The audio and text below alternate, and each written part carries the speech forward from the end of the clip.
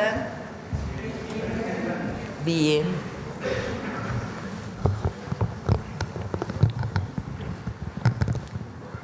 Bueno, hoy es 19 de septiembre.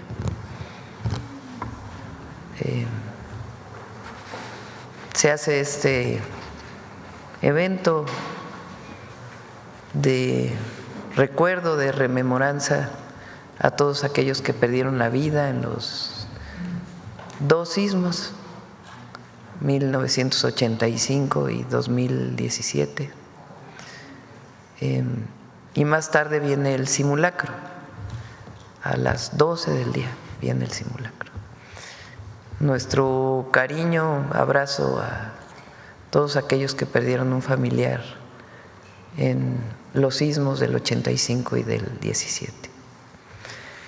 Bueno, hoy vamos a hablar de dos temas, como me comprometí. Uno es la Lotería Nacional, este sorteo que se hizo especial para nuestros hermanos migrantes.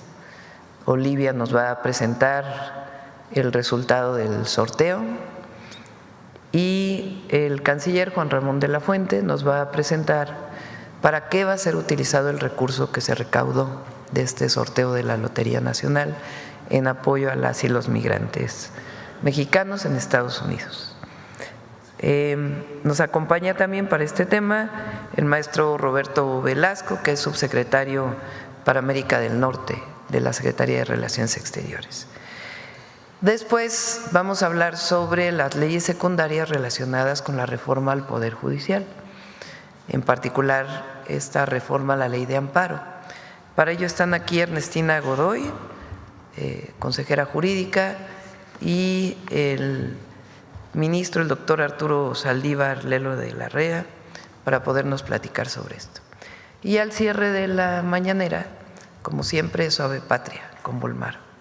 Bueno, entonces iniciamos con Olivia. Adelante.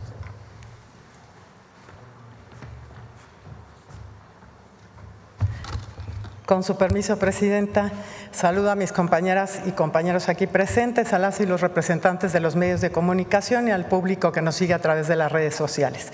Hoy México honra a sus migrantes con este sorteo, convertido en un cachito de amor que viajó de mano en mano, que unió corazones y que recuerda que nuestra patria nunca olvida a su pueblo, esté donde esté, y que su legado de grandeza sigue vivo.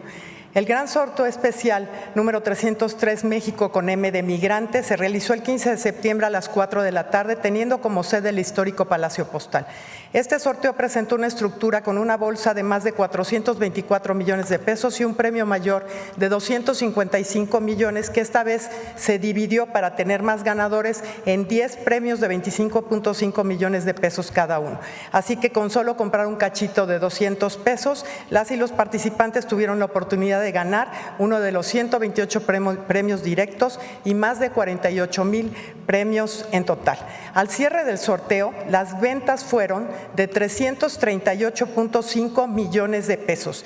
Aquí presentamos los estados que generaron mayores ventas de este sorteo: Ciudad de México, Nuevo León, Jalisco, Puebla, Estado de México, Yucatán, Guanajuato, Sonora, Tabasco y Veracruz. Muchas felicidades.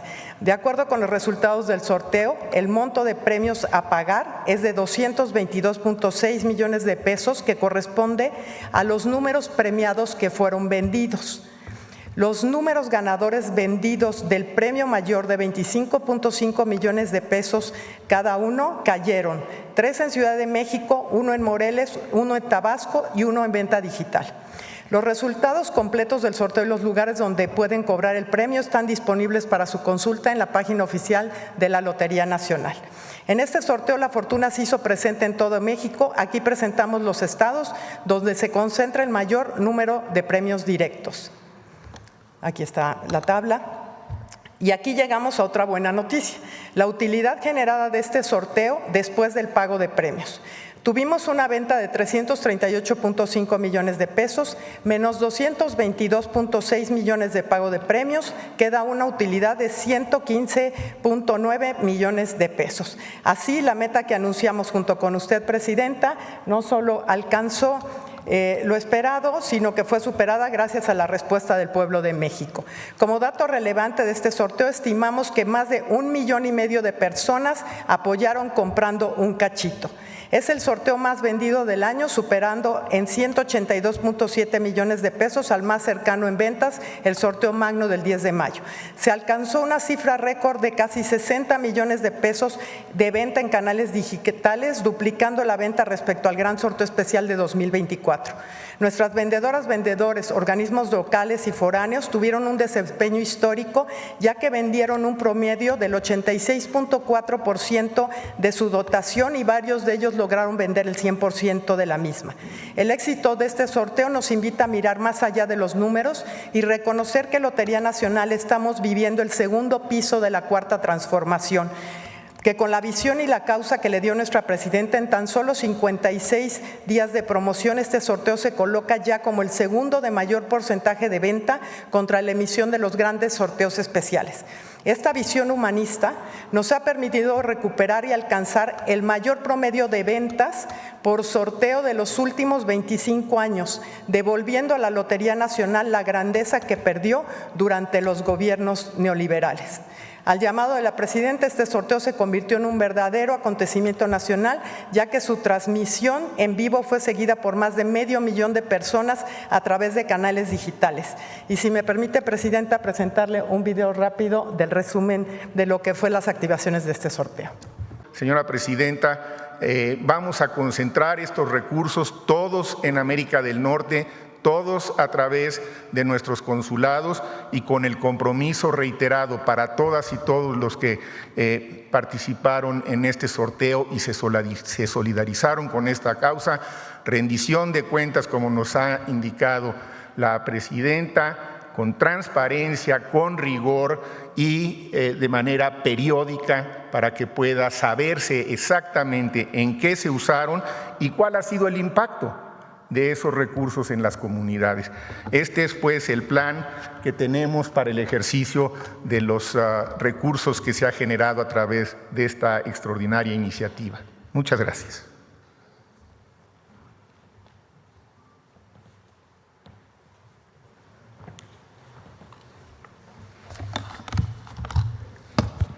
Muchas gracias, muy buenos días a todos. Con su permiso, presidente. Vamos a exponer la armonización de leyes secundarias en materia de la reforma judicial. Ya se encuentran como iniciativas de ley en el Poder Legislativo para su dictaminación. Específicamente se encuentran en la Cámara de Senadores. Las adecuaciones normativas están relacionadas con la reforma constitucional que se publicó el 15 de septiembre del año pasado, de 2024. En esa reforma se establecen los artículos 17 y 20, ¿sí?, los plazos procesales para emitir resoluciones en dos materias. En materia tributaria, en donde deberán resolver los juzgadores en un plazo máximo de 6 meses, y en materia penal, 4 meses si se trata de delitos que no excedan de 2 años de prisión y antes de 1 año si la pena excede este tiempo. En esa reforma se buscó también hacer efectivo entonces el principio de una justicia pronta y expedita. Como ustedes recordarán, ya existe un primer paquete de leyes expedidas que es para armonizar la reforma judicial. Eso se hizo desde diciembre y parte de este año, que ya están aplicándose. En este segundo paquete de reformas, pues decimos son las leyes procesales, se busca garantizar el acceso a la justicia estableciendo plazos y términos claros en todos los procesos. Se fortalece el juicio de amparo para que sea más ágil y sencillo, con reglas muy precisas y claras. También se protege el orden público y el interés social. Se incorporan nuevas herramientas tecnológicas para modernizar la justicia. Se ajustan algunos recursos fiscales y se homologan los delitos que ameritan prisión preventiva oficiosa. Las leyes que están ya en el Senado es el Código Nacional de Procedimientos Penales, en el que se incluyen plazos procesales breves. Se establece un plazo común de 5 días para actuaciones procesales donde no se señala expresamente. Se incluyen las medidas necesarias de protección para preservar la seguridad y resguardar la identidad de las personas juzgadoras en los casos de los delitos de delincuencia organizada. Se armoniza el catálogo de conductas de prisión en materia de prisión preventiva en relación con el artículo 19 constitucional, delitos que fueron incorporados y que no se encontraban en estas leyes. Estamos incluyendo en materia penal las las notificaciones digitales cuando se desconozca la identidad o domicilio de las personas, además de que permanecen los medios tradicionales. Y se establecen, estos son solo algunos temas, no es completa, pero digo los más relevantes. Se establecen reglas para la detención en flagrancia en materia penal, estableciéndose el uso de herramientas tecnológicas que permitan identificar a la persona y su ubicación en el lugar en que se encuentra, siempre todo bajo control judicial. La modificación a la Ley Federal contra la Delincuencia Organizada, se incluye ahí la remisión al Código Nacional de Procedimientos Penales sobre las medidas para preservar la seguridad de las personas juzgadoras en materia de delitos de delincuencia organizada. También se ha presentado la modificación a la Ley Federal de Procedimiento Contencioso Administrativo para responder a lo que la Constitución establece en materia de plazos en materia fiscal. Se fija de manera clara el plazo máximo de 6 meses para la resolución de los juicios en la vía sumaria. Se establecen plazos procesales comunes y especiales para las actuaciones del Tribunal Federal de Justicia Administrativa. Se establecen los presupuestos de procedencia de suspensión conforme a lo que la Corte ha dictado de criterios y se han formado jurisprudencia. La reforma a la Ley de Amparo. Primero quiero precisar que el juicio de amparo, como todos sabemos, está garantizado en nuestra Constitución. La Constitución no se modifica. Constituye el medio de defensa por excelencia del pueblo mexicano para la protección de sus derechos fundamentales. Actualmente, el juicio de amparo en su tramitación es tardado, lleno de tecnicismos y vacíos legales. Además, no se encuentra a la vanguardia con los avances tecnológicos, lo que dificulta su acceso y efectividad. Por ello, es fundamental una reforma que dé paso a una justicia efectiva que devuelva las bondades de dicho juicio de amparo. ¿Qué estamos poniendo de manera muy breve en la ley de amparo? ¿Sí? Estamos estableciendo elementos, contenido y alcance para efectos de la procedencia del juicio de amparo conforme a los criterios que ha dictado la Suprema Corte de Justicia de la Nación para la aceptación de las demandas de amparo. Se establecen plazos y términos para una justicia pronta en donde las normas actuales, igualmente como en el Código, no están previstas. Se establece una parte importante de justicia digital. Se incorpora en el desarrollo de un juicio de amparo verdaderamente digital, con plena validez legal, operatividad práctica, sin que ello sustituya la procedencia documentada del procedimiento. Se va a seguir atendiendo también lo documental, pero hay obligación ya de digitalizar. En cuanto al cumplimiento y ejecución de sentencias, las personas juzgadoras deben señalar con claridad quién debe cumplir la sentencia y qué le toca hacer, para que no haya pretextos por parte de las autoridades y se respete el derecho de la persona. La suspensión del acto reclamado se fortalece con la metodología y requisitos de aplicación que deben tomar en cuenta las personas juzgadoras. En materia de suspensión, también la reforma plantea que no se afecte el sistema financiero. Todo eso lo tienen que ver los juzgadores, ni la economía nacional cuando se tenga que conceder dicha medida. Se establecen reglas claras para la procedencia de la suspensión provisional y definitiva, que son dos momentos. En materia de congelamiento de cuentas, en todo caso, el órgano jurisdiccional dejará salvo los recursos necesarios para el pago de obligaciones laborales, fiscales y alimentarias y asegurar la subsistencia de la persona física y de acreedores alimentarios. Esta reforma permitirá que la Unidad de Inteligencia Financiera pueda requerir obtener y diseminar información financiera para la prevención y detección de operaciones con recursos de procedencia ilícita o conductas ilícitas relacionadas. Esto permite también fortalecer las capacidades del Estado para proteger la economía nacional a través del uso de inteligencia financiera y congelamiento inmediato de ganancias de criminales para reducir su capacidad de perpetuar su actividad delincuencial.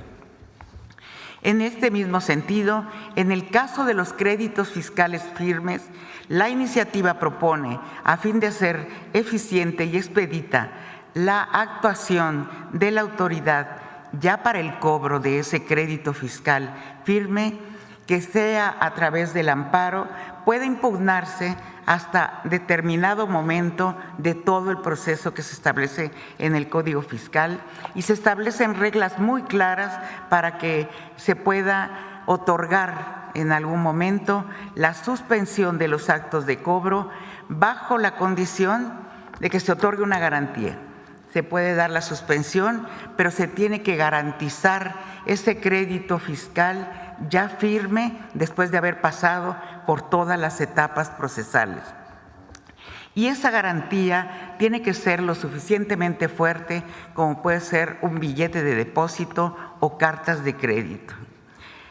Quiero dejar muy claro que los derechos humanos se mantienen firmes y protegidos como lo consagra la Constitución. Esta reforma no debilita el amparo, lo fortalece, lo mantiene como un escudo de la ciudadanía, pero ya no como un refugio para quienes buscan evitar la justicia. Ampararse para defender derechos es justicia, ampararse para ocultar delitos es impunidad. Y para la debida aplicación de la ley de amparo, es necesario modificar Código Fiscal de la Federación y la Ley Orgánica del Tribunal Federal de Justicia Administrativa. Las reformas referidas a estas leyes también, como todas las reformas a las leyes que hemos hecho, incluyen un lenguaje incluyente, la referencia expresa a pueblos y comunidades indígenas y afromexicanas, y se actualizan las denominaciones de los nuevos órganos judiciales. Este paquete busca profundizar la nueva forma de administrar justicia. Estas modificaciones complementan las leyes secundarias de acceso a la justicia y estamos buscando dotar de herramientas a las personas juzgadoras para que con una visión de derechos humanos y apegada al marco constitucional se garantice que efectivamente será una justicia, una tutela judicial efectiva, y lo podrán hacer en los tiempos que establece la Constitución. Esto siempre, y lo hemos dicho, la presidenta es muy cuidadosa en eso, respetando los derechos humanos y sin que el amparo, que es la institución más importante en nuestro sistema jurídico, pierda su espíritu original. Lo fortalecemos para que siga siendo reconocido internacionalmente como la herramienta para la protección de los derechos fundamentales del pueblo mexicano. Estas son, a manera de presentación las reformas a estas leyes que están ya en el Congreso. Gracias.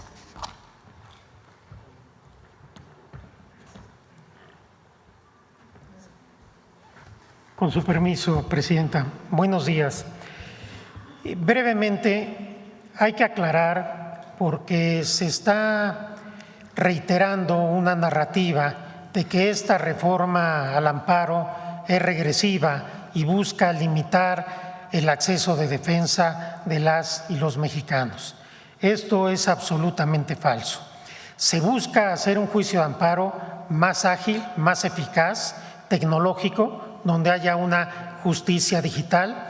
Y hay dos aspectos fundamentales que se han estado criticando, no sé si con mala fe o con ignorancia.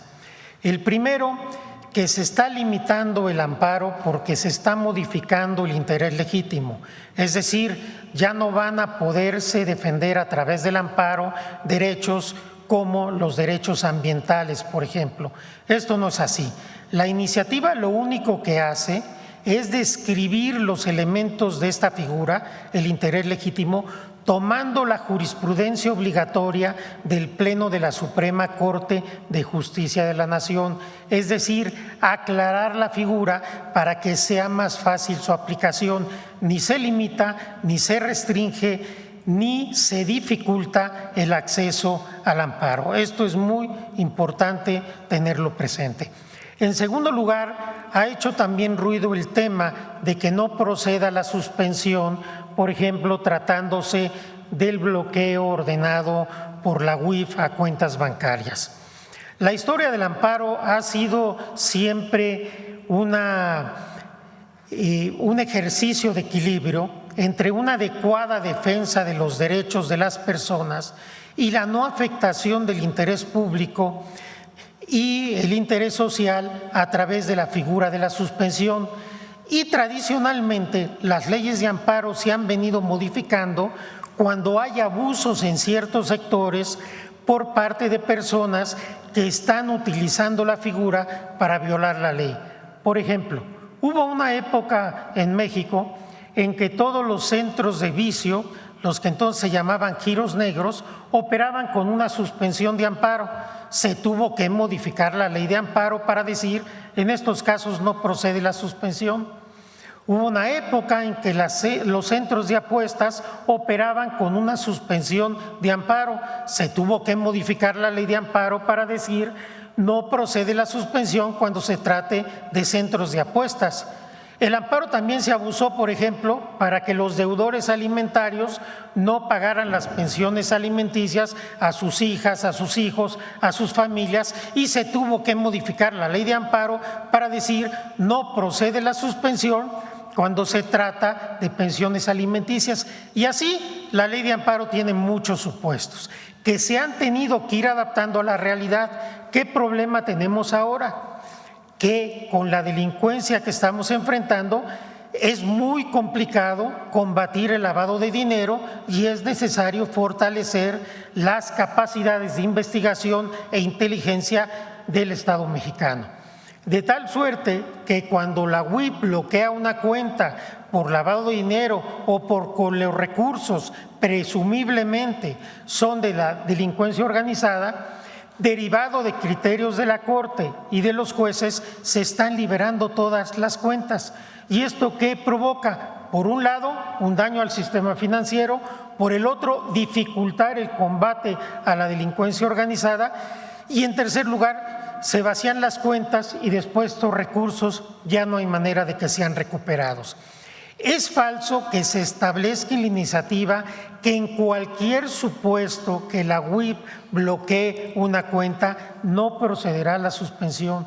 Por supuesto que puede haber casos en que por información incompleta o incluso errores se pueda bloquear la cuenta de una persona que no está vinculada con la delincuencia organizada o con actos delictivos. Y la iniciativa prevé claramente que si la persona acredita la licitud de los recursos de esa cuenta, procede la suspensión y se desbloquea la cuenta. De tal suerte que no hay limitación al amparo, hay una actualización, modernización para que sea más ágil, más eficaz y no hay un solo paso atrás en la defensa de los derechos de las y los mexicanos, como lo ha ordenado la presidenta Claudia Sheinbaum. Muchas gracias.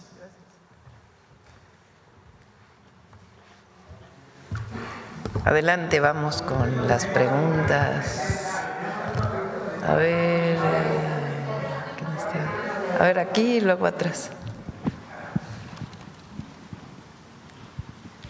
Gracias. Buenos días, Presidenta. Joana Flores, de Grupo ASIR. Sobre este tema del amparo, ayer nos decía que precisamente la consejera nos daría ejemplos de en qué países no ocurre esto, donde se amparan resoluciones de la Corte. Si tienen ¿Ministro ejemplos. quiere comentarlo? Ayer les comentaba que cuando viene una sentencia firme ya de la Corte, prácticamente en ningún país viene el amparo sobre la ejecución. Gracias, Presidenta. Sí, ¿qué es lo que sucede? La iniciativa no está limitando el derecho de defensa de aquellas personas que son deudores fiscales. Lo que sucede es que después de un largo camino, cuando ya la Corte o un tribunal colegiado, si esta decisión ya no es recurrida, establece de manera firme el monto de un crédito fiscal, ¿qué sucede? Este crédito ya no puede ser cuestionado. Viene el procedimiento para ejecutar, para cobrar el crédito. Y hasta este momento se ha abusado porque muchos deudores fiscales, contra todos los actos del procedimiento de ejecución, promueven amparos, juicios de nulidad, recursos administrativos. Te notifico el inicio del procedimiento y entonces digo la notificación tiene un defecto o ese no era mi domicilio, y cada paso se va alargando el procedimiento y obteniendo suspensiones. Ahora lo que se propone es que todos los actos intermedios del procedimiento de ejecución ya no sean recurribles, solo el acto final. No sé si me estoy explicando. Entonces, no se afecta a la defensa, se limita el abuso de la defensa para que, si el procedimiento de ejecución fue incorrecto, se cuestione en un solo juicio de amparo y no como ahora, que cuando ya se determina un crédito fiscal pueden pasar años y años y años y el fisco jamás puede cobrar este crédito. Se trata de agilizar, no afectar la defensa de los ciudadanos, pero tampoco permitir abusos que están causando un daño grave a la hacienda. Gracias. Gracias. Esto hay que decir una cuestión también importante. Prácticamente en ningún país del mundo hay un control constitucional en materia fiscal. Por ejemplo, casi en todos los países solamente se somete a control constitucional un tributo cuando este es claramente ruinoso o el órgano que lo emite es incompetente. Nosotros, al contrario, tenemos una larga tradición que proporcionalidad y equidad, pues se hacen unos análisis jurídicos constitucionales sobre si los impuestos son proporcionales, son equitativos, y eso está bien. Tenemos en este sentido un sistema más garantista. Pero cuando ya hay un crédito fiscal en cualquier país del mundo que tenga sistemas jurídicos que funcionen, no se puede seguir promoviendo juicios o interponiendo recursos por años y por años y por años en perjuicio de la colectividad.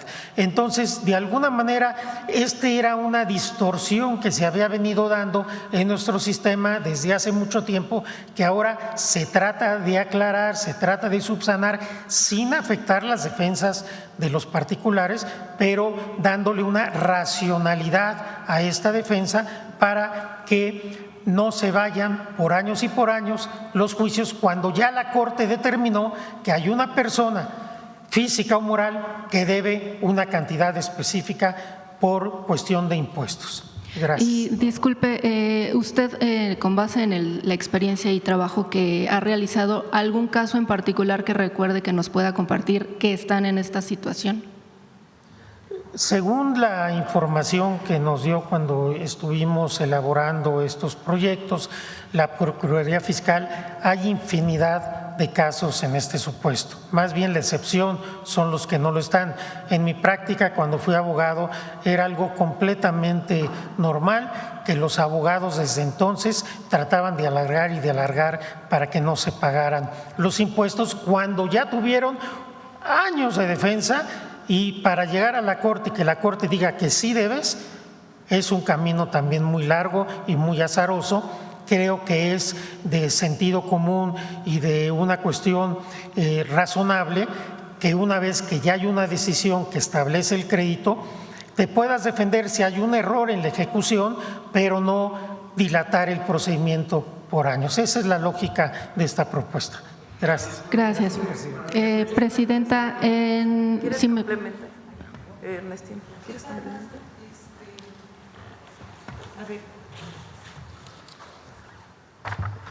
El tema de cuando ya pasó un caso por todas las instancias procesales.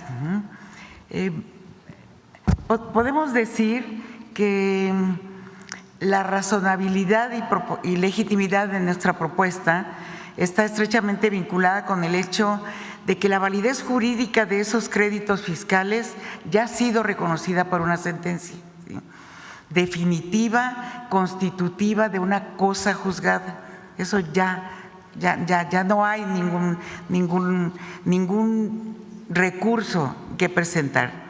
Este es un principio general de derecho procesal, pero es nacional e internacional, que la cosa juzgada constituye la verdad legal, emana de esos juicios tramitados a veces desafortunadamente por años y resueltos, y se observaron todas las formalidades esenciales del procedimiento, ¿sí?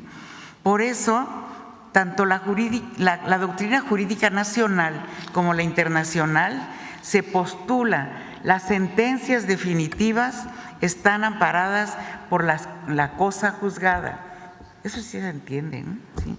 Y no son susceptibles de impugnación alguna, a menos que haya algún error, como lo prevé la reforma. Hay una posibilidad, si están pensando que estamos cometiendo un error como autoridades, ¿no? Pero eso es nacional e internacionalmente reconocida, las teorías procesales, ¿no? Eso es lo que podría. Gracias, presidenta. Si nos pueden ayudar para explicar claramente, Ernestina, doctor Saldívar, una vez que la Corte, en la propuesta que se está haciendo de reforma a la ley de amparo, una vez que la Corte determina que un deudor de un crédito fiscal tiene que pagar, ¿qué ocurre después? ¿Qué puede ocurrir después en la nueva propuesta? Bueno, una vez que eso sucede, el Código Fiscal establece que se inicia el cobro, ¿sí?, como autoridad, ¿sí? Y entra distintas etapas, ¿no? Con la reforma que estamos proponiendo, ¿sí?, procede el amparo no desde el primer momento de todo el proceso de cobro. Existe la posibilidad del cumplimiento voluntario, ¿no?, del requerimiento. Estamos poniendo de manera muy clara que se puede amparar hasta el momento en que pudiera empezar una subasta o remate. De todo ese proceso es muy largo, no viene al caso, pero llega un momento en que van a entrar ya al remate de los bienes, dan garantías, etcétera, ¿no? ¿Perdón? La condición de la fianza. Sí, entonces hasta ese momento se puede presentar el amparo, ¿sí? Se acepta, y para que se le dé la suspensión, se le otorgue la suspensión provisional, tiene que presentar una garantía. Y la garantía que se está proponiendo en la reforma es un billete de depósito o una carta de crédito otorgada por bancos. Son garantías muy fuertes que permiten que al Estado mexicano, al pueblo de México, se garantice que pase lo que pase, se va a pagar cuando termine del mismo tamaño del crédito fiscal. Se tiene que garantizar el total del crédito fiscal. Ya cómo se constituye el crédito fiscal también es de intereses, etcétera, pero está ya el crédito fiscal firme, ya no hay ningún recurso, ¿sí? Entonces, es lo que está planteando con la reforma, ¿no? No estamos quitando ningún derecho. Consejera, si aún en esta etapa del proceso hay una negativa para dar estas garantías, estos pagos, ¿cuáles son las sanciones? El Estado mexicano, la Secretaría de Hacienda, continúa con el proceso del cobro. Pueden venir los remates, etcétera.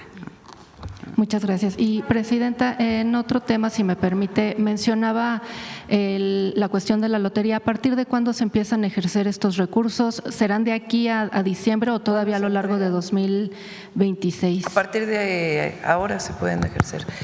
El objetivo es el número uno es fianzas, que a veces es muy difícil para nuestros paisanos tener la fianza. No sé, Roberto, si quieres platicar, Roberto Velasco, el tema de la fianza de un connacional. Roberto. Con su permiso, Presidenta. Sí, en muchos de los casos de deportación que se inician en contra de las personas, muchas veces llevan muchos años en Estados Unidos y entonces tienen una serie de derechos procesales.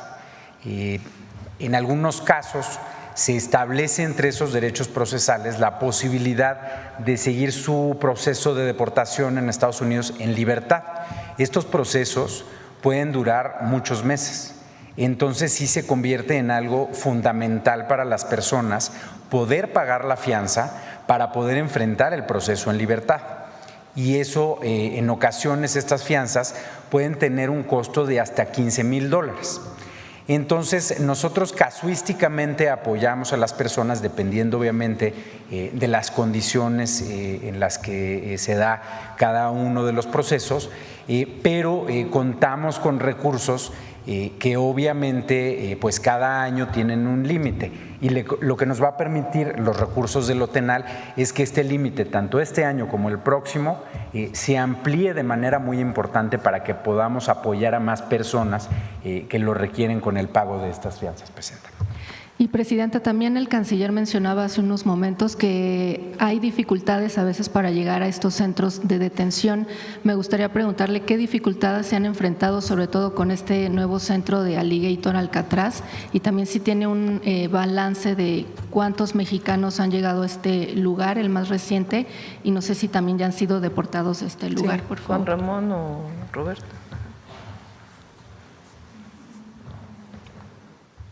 Sí, con mucho gusto. En este centro, al día de ayer, nuestros servicios consulares han entrevistado un total de 198 personas mexicanas. No quiere decir que sigan estando ahí. Estas son las que se han entrevistado a lo largo de estas últimas semanas. Ese centro en particular es un centro de estancia muy breve. Por eso los números cambian todos los días, entran y salen muchísima gente. Estuvo, como ustedes recordarán, cerrado un tiempo, detenido más que cerrado, pero después se volvió a poner en operación, de manera que estamos ahí pendientes con visitas continuas y la mayoría de los que hemos entrevistado a lo largo de estos meses ya no están ahí. Un buen número de ellos han optado por regresar a México y entonces han sido acogidos por el programa que coordina la Secretaría de Gobernación, México Te Abraza. Otros han sido movidos a otros centros de detención, entonces se hace el seguimiento si van de uno a otro Y a veces esa dinámica, ¿por qué se dificulta a veces? Porque no tenemos acceso a la información inmediata. Tenemos derecho a la información, pero si se tardan un par de días en proporcionárnosla, pues ya fueron 2 días en donde una persona que estaba en un centro determinado ya está en el otro. En cuanto tenemos la información, nos contactamos entonces con el consulado que está más cercano al otro centro de detención, de manera que los podemos ir siguiendo si es que van de uno a otro, lo cual ocurre no siempre, con cierta frecuencia. Pero la primera opción que se les ofrece es que regresen a México si quieren. Y muchos han optado por esto, han estado regresando. Entonces, en ese centro, pues por lo pronto las operaciones siguen, ellos traen su propio litigio, no sabemos qué va a pasar, pero el consulado de Miami está pendiente y hasta ayer en la noche el total, insisto, habían sido 198, lo cual no significa que estén ahí, son los que hemos podido auxiliar.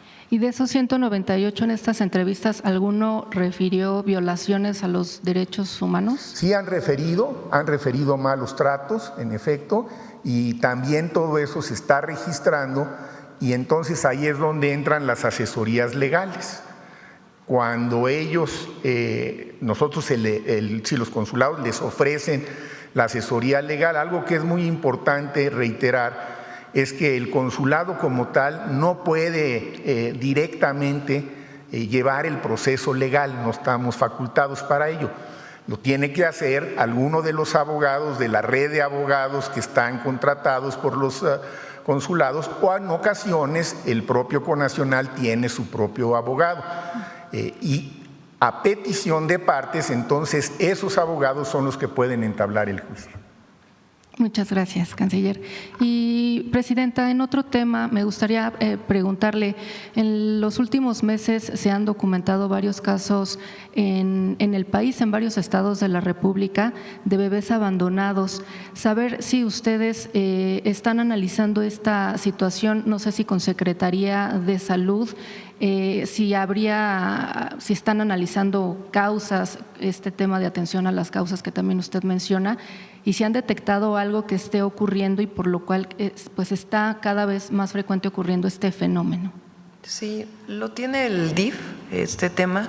Recuerden que cuando ocurre una situación así, la atención es del Estado. No quiere decir que nosotros no estemos preocupados o ocupándonos de una situación así, pero quien tiene la atribución legal para atender al bebé, al menor que ha sido abandonado, son las fiscalías estatales y también los DIF estatales. El DIF nacional en realidad organiza y coordina todo el trabajo de los DIF de cada una de las entidades federativas. Pero con gusto le pedimos al DIF que pueda hacer una revisión de este caso.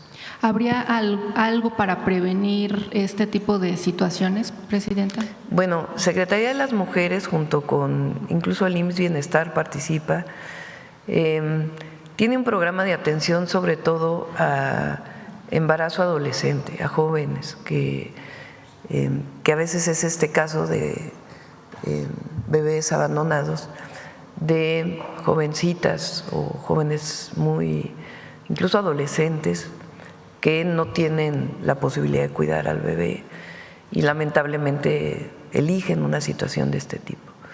Entonces hay un programa de atención al embarazo adolescente con Secretaría de las Mujeres y con IMSS Bienestar principalmente, que se puede presentar aquí.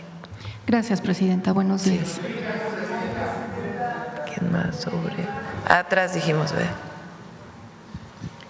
Buenos días, Yusbel Carolina de Código Libre. Presidenta, primero, con el buque que llegó a Tamaulipas, además de combustible, ¿usted nos confirma si también venían armas? No tengo es decir, no, la detención, la carpeta de investigación está abierta por contrabando de combustible y por falsificación del documento de aduanas. Ese es el origen de la carpeta de investigación. En la carpeta también aparecía, era para que usted nos confirmara que también se transportaba, había armas. Bueno, eso tendría que definirlo la Fiscalía, obviamente. Tendría que informar. Ok. Y bueno, ya preguntarle si entonces parte de los marinos y elementos de las Fuerzas Armadas también estuviesen involucrados, además del combustible, también en el tráfico de armas. No está abierta por esa razón y la Fiscalía en todo caso tendría que informar. Y siguen las investigaciones y vienen todavía detenciones, por lo que nos informa la Fiscalía. Ok, Presidenta, en otro tema, hace tiempo usted destacó un caso de arbitraje de inversión que impugnaba las irregularidades de los jueces mexicanos para proteger a TV Azteca del pago de sus bonos a deudas. En su respuesta en el arbitraje, los inversionistas señalan que habían recurrido al mismo solo como último recurso para acceder a la justicia mexicana, que no tienen nada en contra del gobierno y por lo tanto buscan una reunión con representantes de alto nivel para resolver estas irregularidades legales. ¿Cuál es su opinión?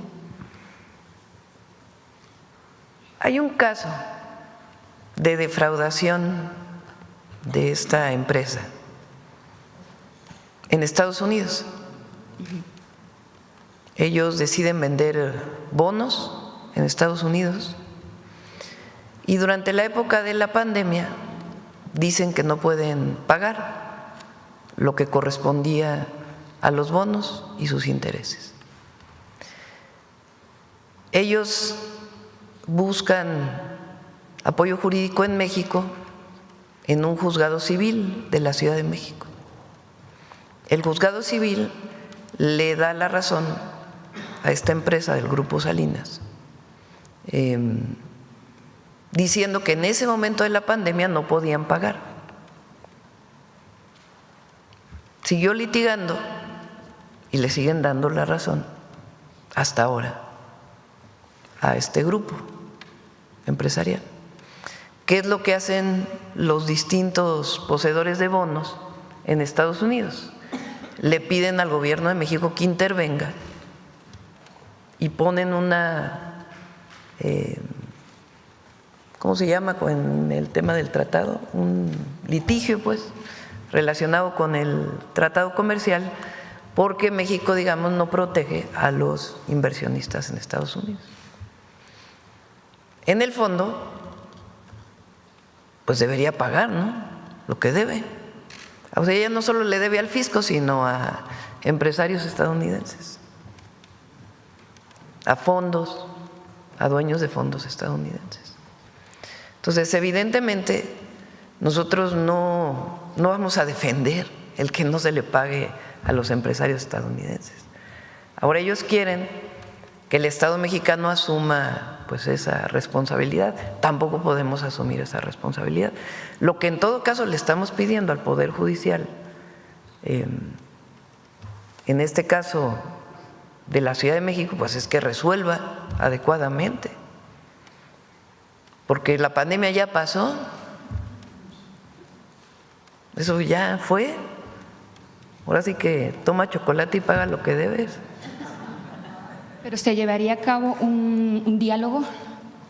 Pues la Secretaría de Economía lo va a ver, porque todo lo que tiene que ver con litigios relacionados con el TEMEC o el Telecán en su momento, que todavía hay algunos, todos estos litigios tienen un nombre especial, no sé si aquí, arbitrajes internacionales, los ve la Secretaría de Economía y en todo caso los estará viendo. Por lo que es importante, pues es que venga una resolución del Poder Judicial en el sentido de que no se puede proteger a quien debe algo en México o en el exterior y que tiene que no hay ningún sustento legal para que no se pague. Entonces de ahí viene el litigio que salió hace unos días en los medios de comunicación por esta solicitud de que el gobierno mexicano intervenga y tenga esta reunión. La Secretaría de Economía está evaluando la pertinencia de la reunión, pero creo que lo más importante pues es que nosotros no vamos a proteger a una empresa que le debe dinero a empresarios de Estados Unidos. ¿Cómo vamos a proteger nosotros? Y el Poder Judicial tampoco debería proteger. Sí, es que ellos dicen de que no hay comunicación y le han pedido respuestas al gobierno de México y lo que quieren es saber si puede haber un diálogo.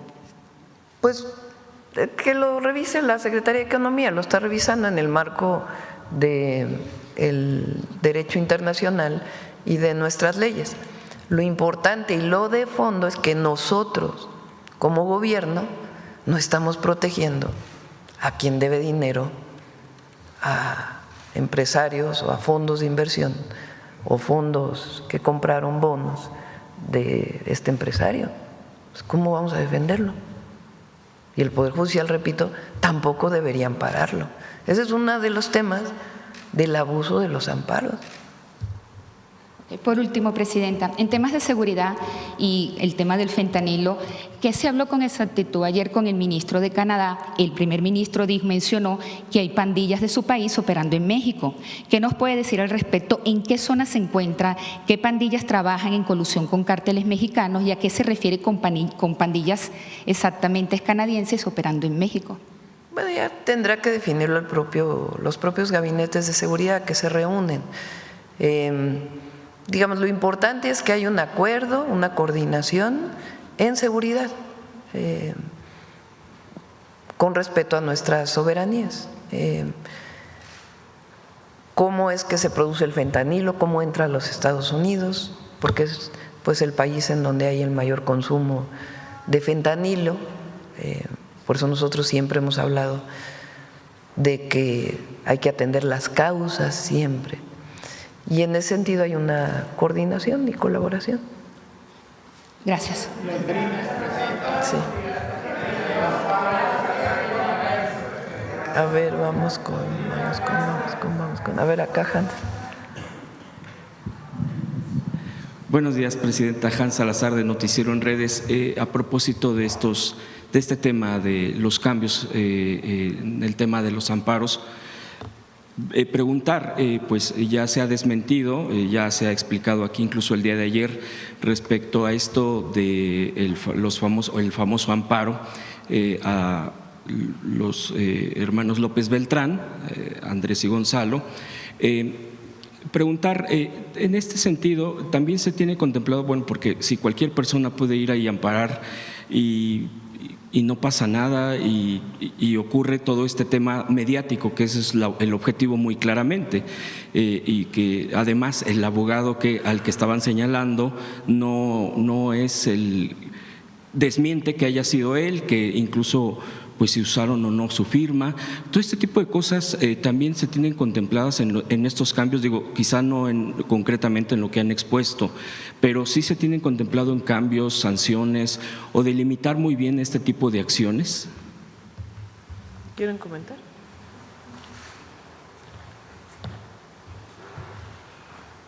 No está planteado nada de esto. Es decir, se hizo un uso abusivo, interesado para golpear de una figura proteccionista del amparo. ¿Cuándo se puede promover amparo a nombre de otra persona? Una persona está incomunicada, no puede promover el amparo ella misma. La ley de amparo permite en ciertos casos que se pueda promover a su nombre. Entonces, ahí sí tendríamos un retroceso. Lo que hay que señalar y sancionar cuando de manera tramposa y para golpear a ciertas personas se usa la figura del amparo, pero no hay nada previsto hasta este momento. Debería de haber, disculpe, si me permite, Presidenta, preguntarle, disculpe, exministro, pero debería de haber algún tipo de sanción a quien esté abusando de esto. Por supuesto, y las personas que resultaron afectadas, pues obviamente pueden promover los medios de defensa o las acciones que pueden ser tanto de manera penal como civil en contra de quien haya hecho un mal uso de su nombre para golpearlos políticamente. Muchas gracias. Ahora, vale la pena, ahora que está en discusión en la Cámara de Senadores, ahí entró, que se revise este caso. ¿En qué casos alguien puede promover un amparo a nombre de otro y en qué casos no? Yo creo que vale la pena que se incorpore este tema en la discusión. Lo está planteando el Senado. Bueno, pues que lo decida el Senado. Yo creo que aquí lo importante es el fondo de estos cambios a las leyes, que es cumplir con la reforma constitucional y hacer de la justicia que la justicia sea más expedita, que sea más rápida. Pues depende del Senado si se hace un parlamento abierto, ¿no?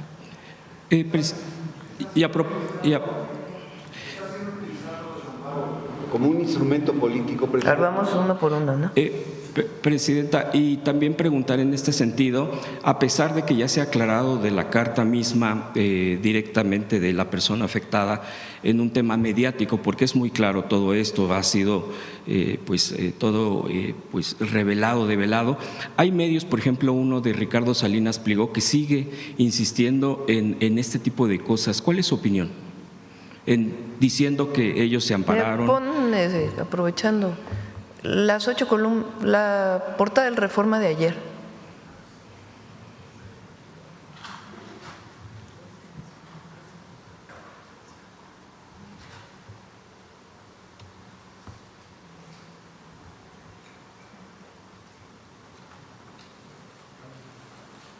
Fíjense las 8 columnas.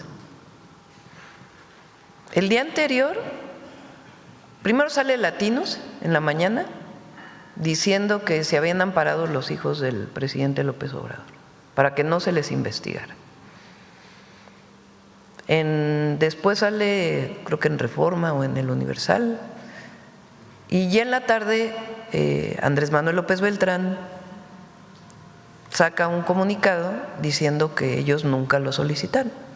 O sea, hay suficiente tiempo de todos los medios de comunicación para que al siguiente día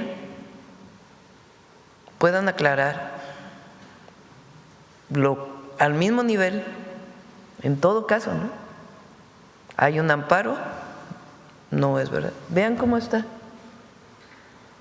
Amparan a Andy en contra de FGR, y aquí chiquitito, y él dice montaje. Bueno, ya aclararon que ellos no, con tiempo suficiente, no pidieron el amparo. ¿Por qué el Reforma al otro día saquen 8 columnas? Pues ¿qué fondo tiene? Político, de dañar, de calumniar. Es propaganda, no es información. Esto es propaganda política, no es información. De un medio de comunicación o de alguien que se dice que es un medio de comunicación. Y lo mismo TV Azteca. Mentira, como dice el detector. Pero siguen diciendo que se ampararon. Bueno, ¿qué objetivo tiene? Hoy sale Ciro Gómez Leiva. ¿Cómo es que no se va a investigar a los hijos del expresidente? ¿Y por qué se va a investigar a los hijos del expresidente? ¿Cuál es la razón? ¿Que lo dice él? ¿O que lo dice el Reforma? ¿O que lo dice Latinos? ¿Alguien ha puesto una denuncia? Ah, sí, Doring, por cierto, ¿no? Sí, es que hay que poner todo en su lugar. Entonces, ¿qué objetivo tiene esto?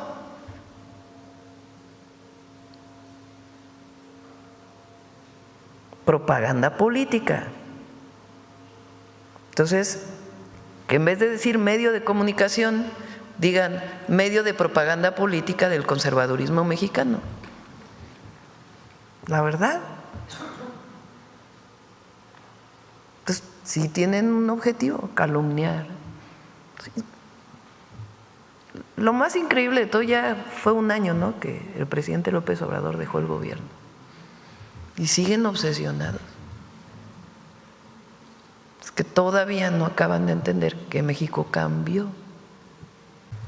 Presidenta, a propósito de este tema y de este punto y de los personajes que en los últimos años han estado operando en este tipo de cosas mediáticas para golpeteo, para golpismo, a propósito de Federico Doring, fue uno de los, bueno, fue él el que llevó el famoso video de lo que después se conoció como los videoescándalos. Uy, tiene una historia, un día platicamos de él si quiere. Okay. No, si eso es lo de menos. Pero nunca transparentan de dónde sacaron, simplemente lo sacaron de su bolsa obviamente pues no va a ser un tema de fuente, porque dicen que es protección de sus fuentes y todo esto, pero casualmente les llega. Y también otro punto también que quería comentar y que coincide, que en el 2012, cuando todavía estaba como presidente Calderón, fue publicado en su momento que la operación que trató de hacer Felipe Calderón en su momento como presidente fue culpar a López Obrador, en su momento que era candidato en el 2012, que estaba conectado con el narcotráfico. Trataron de intimidar, de presionar a un militar que fue su guardaespaldas, que le cuidaba, pero el militar se negó rotundamente, y lo cual pues se cayó ese tipo de acusaciones. Solamente recordar y registrarlo, esto fue en el 2012. Ayer había 3 personas ahí cuando llega, es que me acordé, llega el primer ministro Carney y salimos con mi esposo a recibirlo hasta afuera de la puerta del palacio. Y había 4 personas, 4. Uno de ellos con un megáfono. ¡Dictadura! ¡Dictadura! Y me quedo pensando, bueno, imagínense si fuéramos una dictadura, ¿no? Que llega un jefe de Estado, un jefe de gobierno de otro país, no hay pues prácticamente más que una mínima vigilancia. Hay personas que llegan hasta la reja a decir que hay una dictadura. O sea, si hubiera una dictadura, ¿ustedes creen que podrían estar gritando dictadura cuando hay una misión internacional? Es así como esquizofrénico, de verdad. Entonces, es un poco lo mismo. O sea, es esta derecha hipócrita, muy hipócrita, que ahora se pone el saco de moralidad, o estos medios que protegieron a García Luna, a Calderón, protegidos, pero bien que protegidos. Y ahora resulta que son la moralidad en acción. Vean el tipo de periodismo. Porque en la Constitución está establecido el derecho a la información. Es un derecho constitucional de las y los mexicanos. Ahora que se implemente las nuevas leyes, pues tiene que haber en efecto el derecho de las audiencias a la información. Entonces, son libres de publicar lo que quieran. Nadie va a hablarle al Reforma o a sus dueños a decirle, oiga, ¿por qué está publicando esto? Pero nada más que sí es importante, y por eso las mañaneras, decir las cosas como son. Así de sencillo. Presidenta, aprovechando, quisiera una evaluación rápida, un balance rápido sobre su encuentro el día de ayer con el primer ministro canadiense. Fue un muy buen encuentro. Además primero es un hombre pues con una trayectoria impresionante, ¿no? Él fue gobernador de 2 bancos centrales, así como es el Banco de México.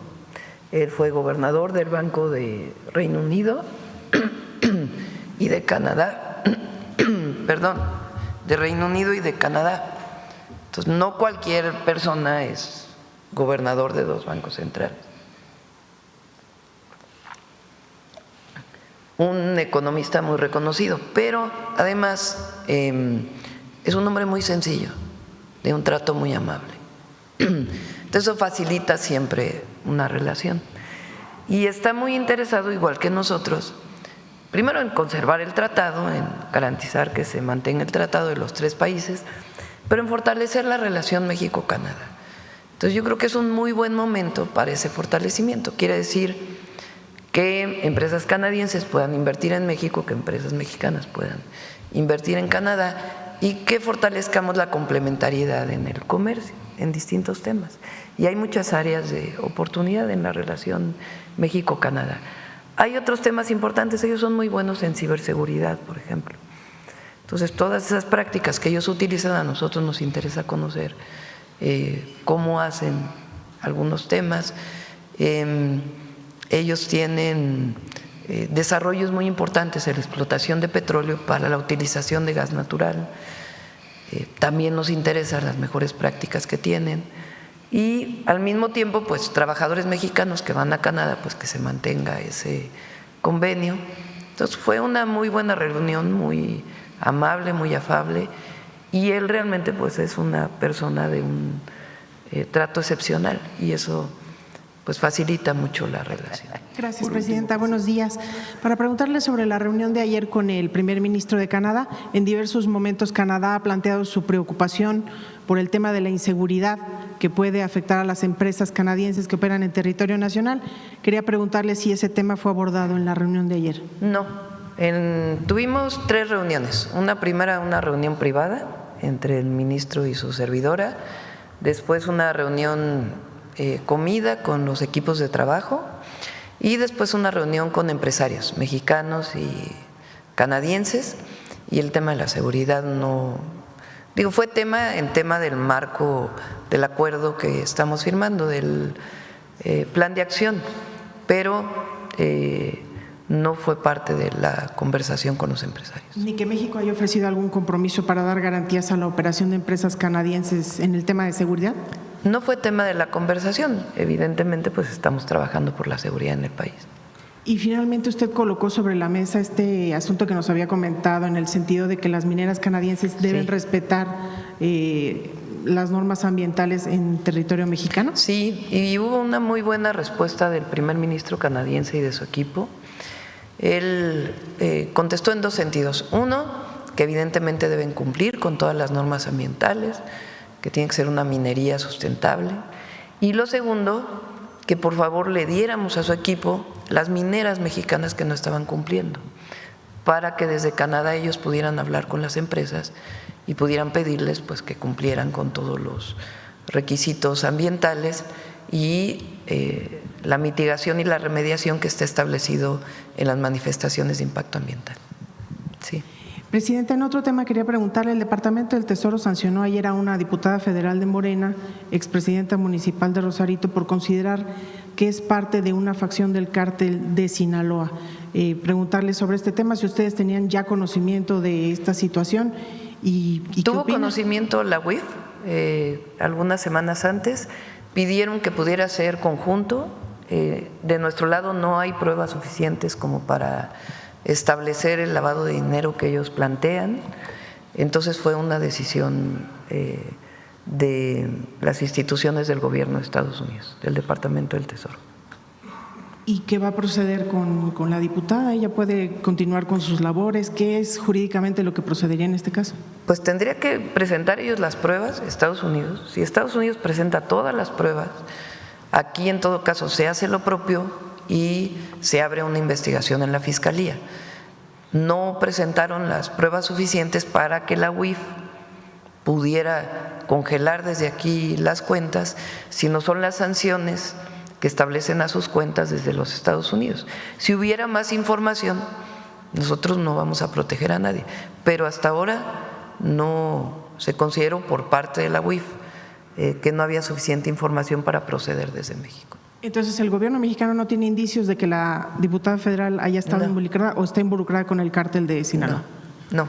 De todas maneras, si se dan todas las pruebas por parte de Estados Unidos o más pruebas, abriríamos la investigación. Por otro lado, Presidenta, quería preguntarle, un testigo colaborador en el caso de esta indagatoria del Huachicol, en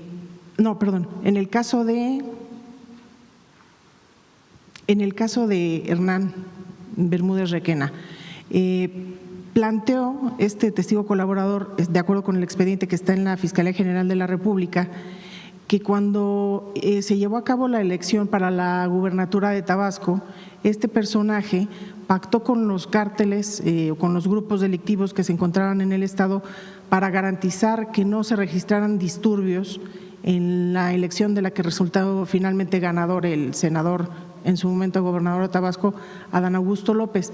Esta, digamos, es una acusación que se suma ya a diversas que existen en esta indagatoria. Yo lo que le quiero preguntar es si desde su punto de vista es sostenible el liderazgo del senador al frente de la bancada de Morena en el Senado? Número uno, tiene que en todo caso la Fiscalía decir bajo qué condiciones esta persona, primero si es cierto que viene esta declaración de este testigo o de este imputado, y segundo, si eso es suficiente para poder reconocer que esta situación que está planteando es cierta. La Fiscalía tiene que hacer sus investigaciones. Si la Fiscalía nos dice o establece que hay algún cargo contra el senador, la situación es distinta. Hasta ahora no hay nada que haya dicho la Fiscalía. ¿Qué estamos haciendo nosotros y se va a presentar en su momento? Yo ayer lo planteé aquí en la mañanera. ¿Cómo es que se da cuenta el Gabinete de Seguridad en el sexenio pasado que esta persona pudiera estar involucrada en delitos, el secretario de Seguridad de Tabasco? ¿Y cuándo hay esta información? Esta información, de acuerdo con lo que se tiene, digamos ya con mayor certeza, viene hacia diciembre del 2023. En ese momento el presidente López Obrador solicita que se retire del cargo a esta persona y que se le investigue. Se retira del cargo esta persona por parte del entonces gobernador en enero. Esa es la información que había en el gabinete de seguridad de esta persona en ese momento. Durante 4 años los delitos en Tabasco bajaron de una manera muy importante. Todos, homicidio, entonces no había robo de vehículo, no había ningún elemento con sustento que pudiera informarse que estuviera involucrado en algún grupo delincuencial este secretario de Seguridad. Eso ocurre hasta diciembre del 2023. En enero es retirado, esta persona huye y después viene la presentación ya formal de todas las pruebas para su orden de aprehensión posteriormente. Esa es la información que tenía en ese momento el Gabinete de Seguridad. La Fiscalía tiene en todo caso que informar si esto que sale el día de hoy de este testigo ¿es cierto? ¿No es cierto? Si sí es cierto, si es suficiente para poder llamar a declarar al senador, si ese es el caso. Pero no hay hasta ahora nada en donde nosotros podamos decir que eso es cierto. En medio de este ambiente generado por las pesquisas, desde su punto de vista, ¿el senador es aún un interlocutor válido desde el punto de vista político? No hay nada en este momento que lo incrimine. Y, Presidenta, finalmente, en el tema del combate al huachicol fiscal, en su momento el presidente López Obrador planteó esta decisión de entregar a las Fuerzas Armadas el control de las aduanas y también de los puertos desde el punto de vista administrativo, y él subrayó esta idea de que la intención era, sobre todo, combatir la corrupción. Después de los hechos que se han registrado del involucramiento de algunos mandos de la Secretaría de Marina en este tema del huachicol fiscal, quiero preguntarle si su gobierno se ha planteado la posibilidad de reevaluar esta decisión y si las Fuerzas Armadas podrían ser retiradas de esas posiciones, ya no tener el control de aduanas y de los puertos a raíz de lo que ha ocurrido. No se puede juzgar a una institución por el caso de elementos que cayeron en corrupción y en ilícitos. No se puede, porque en muchos temas ha sido muy importante que la Marina tenga las asiponas, muy importante. Hay mucho mayor control, hay mayor desarrollo de las propias asiponas. En aduanas, lo he dicho, cuando hace esto el presidente López Obrador, el ingreso en aduanas sube 250,000 millones de pesos de un año a otro.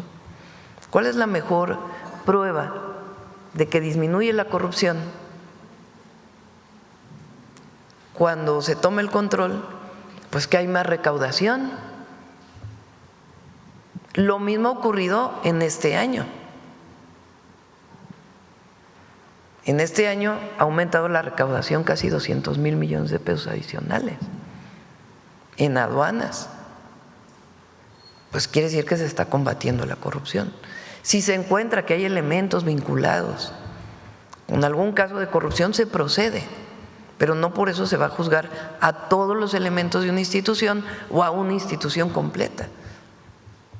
Por eso es lo que dice el almirante secretario. Fueron ellos mismos quienes ponen la denuncia. Si hay un elemento civil o militar o naval que esté involucrado en un acto de corrupción, se procede. Pero eso no quiere decir que toda la Marina, que todo el Ejército, que toda la Sedena, que las Fuerzas Armadas están involucrados en actos de corrupción. Eso no es cierto. Entonces se quedan las Fuerzas Armadas en los recintos fiscales. Aduana tiene un civil hoy a su cargo, la Agencia Nacional de Aduanas, tiene un apoyo muy importante de la Agencia de Transformación Digital para la modernización de las aduanas, que ya había iniciado desde el sexenio pasado, y para el control a distancia de todas las aduanas, y en puntos de responsabilidad de aduanas de determinado lugar hay tanto militares como marinos, y nosotros revisamos, yo reviso todos los días el ingreso a las aduanas. Hay una plataforma que dice cuánto se recaudó en la aduana X, cuántos pedimentos hubo, disminuyó o aumentó el valor del pedimento y la recaudación y su comparación respecto al mes anterior y respecto al año anterior. Y esa es la mejor forma de darnos cuenta pues de que se está cumpliendo, porque el pago de impuestos por entrar a las aduanas pues está llevándose a cabo. Perdón, Presidenta, en el caso de Tabasco, también quería preguntarle, dada la relevancia del caso de Bermúdez Requena, si está garantizada la seguridad y la integridad de este personaje que llegó ayer al altiplano. Sí, sí está garantizada, y esa es la otra. ¿Quién detiene a estas personas? En el momento en que hay una orden de aprehensión, que hay pruebas de que esta persona está vinculada, pues hay una detención. Pues la cero impunidad es cero impunidad, pero tampoco porque un medio dice que quién sabe qué, pues se va a juzgar a otra persona. Es lo mismo de Ciro Gómez Leiva hoy. ¿Quién va a investigar a los hijos del presidente? Bueno, porque Loret dice que hay que investigarlos.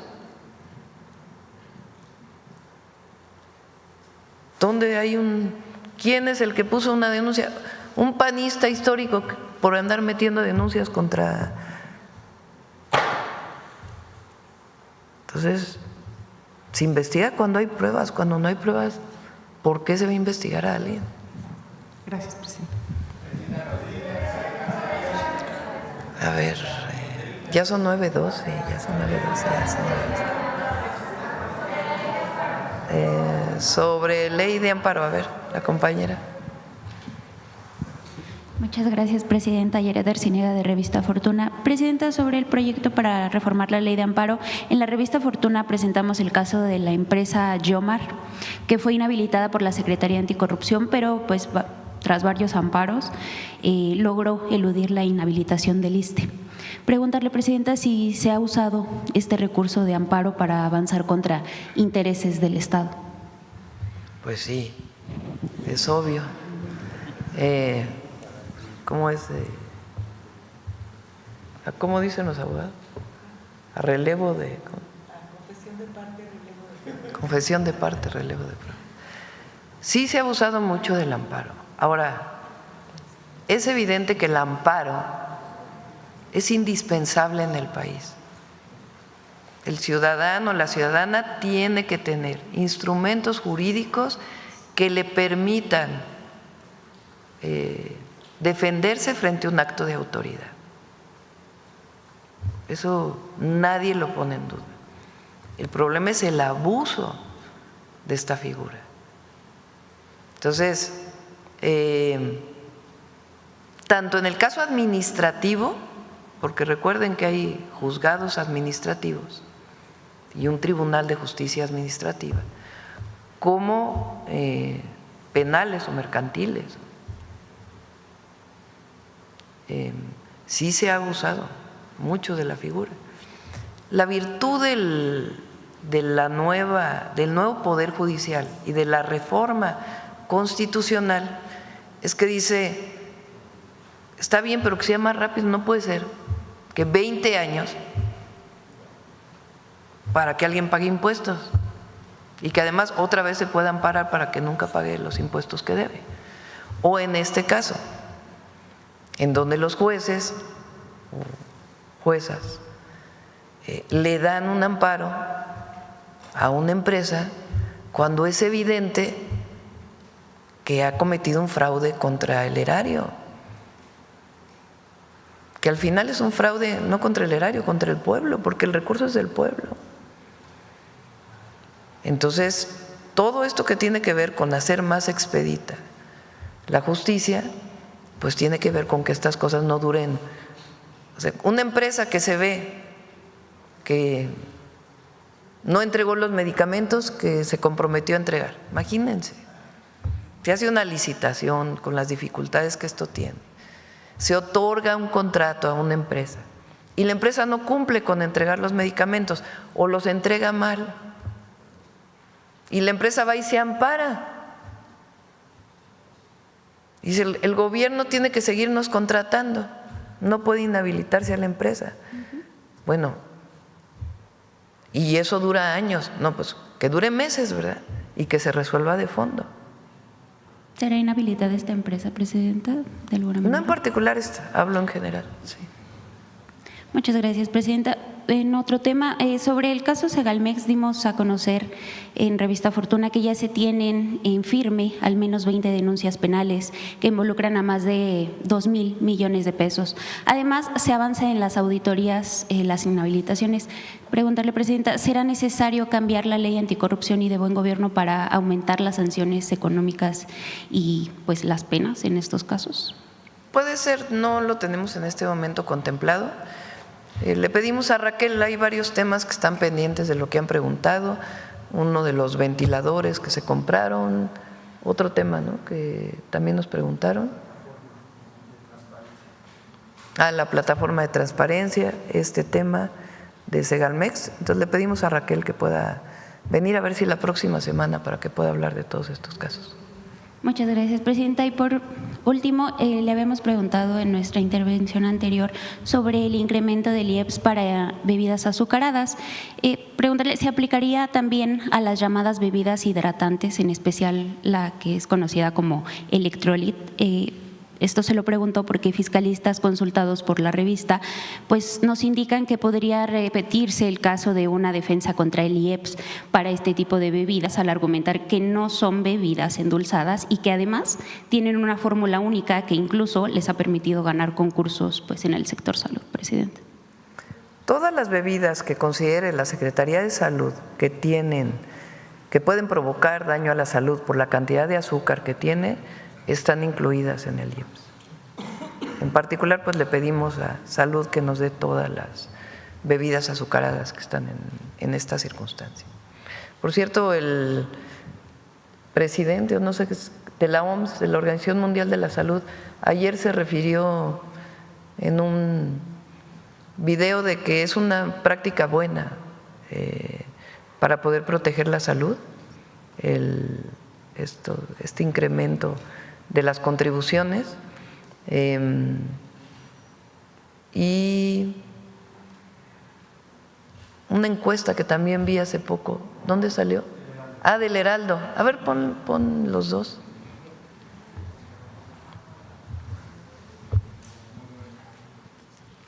Fíjense, ¿ven adecuado un fondo de salud a partir de la contribución? 77% de acuerdo. En tabaco, 67% en videojuegos, reducir el consumo de refresco. Pero ¿dónde están las preguntas? Porque ahí no se alcanza a leer bien.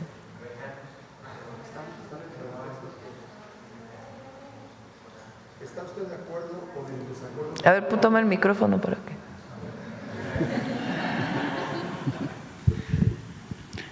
¿Está usted de acuerdo o en desacuerdo con el cobro de impuestos? Refresco, 69% está de acuerdo, tabaco, 77% y videojuegos, 67%.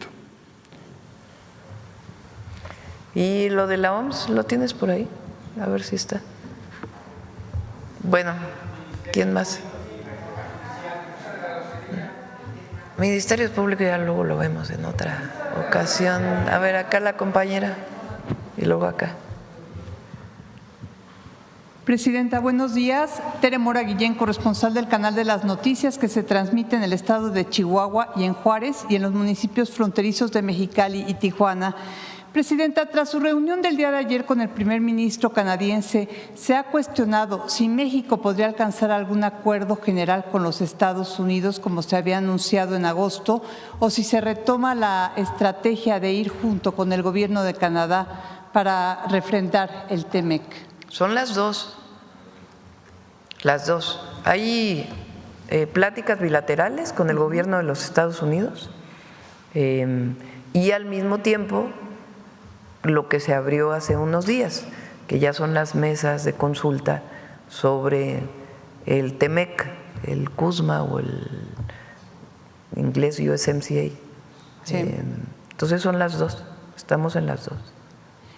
Presidenta, empleados de Conaculta y Segalmex señalan que les obligaron… También Canadá están las dos. O sea, no es exclusivo de México. Canadá también está hablando con el gobierno de Estados Unidos, claro, y también entra a la apertura del diálogo sobre el tratado comercial para su revisión. Sí, es de manera tripartita. Sí. Presidenta, empleados de Conaculta y Segalmex señalan que sí les obligaron a vender de 2 a 3 billetes de lotería. Pues está muy mal que presenten la denuncia en la Secretaría Anticorrupción, porque nosotros no obligamos a nadie. Hubo propaganda para que la gente comprara, pero de ninguna manera nosotros vamos a obligar a que un servidor público compre un billete de lotería. De acuerdo. Si llegó a hacerse, está muy mal. Presidenta, y otra pregunta. En Ciudad Juárez, la Cámara Nacional de Comercio, Servicios y Turismo denuncia que la Sociedad de Autores y Compositores de México, la SACAM, en coordinación con el Instituto Mexicano de la Propiedad Industrial, con el INPI, realiza operativos ilegales y exige cobros arbitrarios a los comercios, afectando gravemente la economía local. ¿Ordenará su gobierno detener estos operativos y transparentar el convenio oculto entre el Instituto Mexicano de la Propiedad Industrial y la Sociedad de Autores y Compositores de México para proteger al comercio formal y el Estado de Derecho? No tengo información de estos operativos que se estén haciendo, pero preguntamos a Secretaría de Economía, que es de donde depende el Instituto Mexicano de la Propiedad Intelectual. Muchas gracias, Presidenta. Tengo aquí esto. El contexto es que comercios de Ciudad Juárez denunciaron operativos arbitrarios realizados por el INPI a solicitud de la SACAM.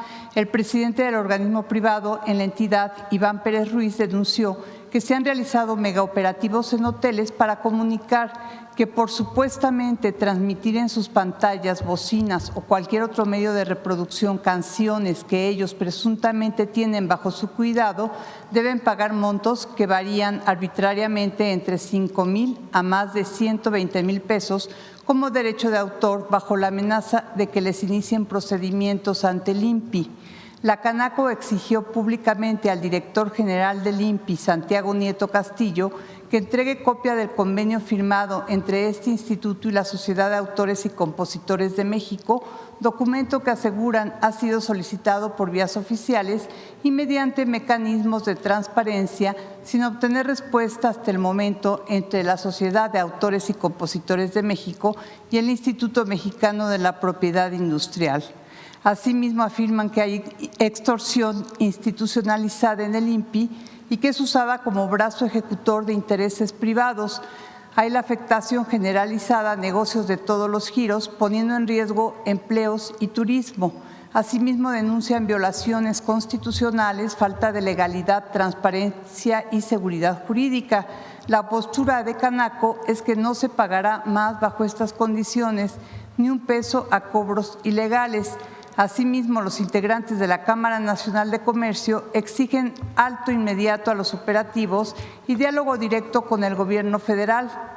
El presidente de la Canaco, Juárez, Iván Pérez Ruiz, llamó a los empresarios y comerciantes afectados con estas acciones a que se acerquen a la Canaco, donde serán asesorados, acompañados y defendidos jurídicamente.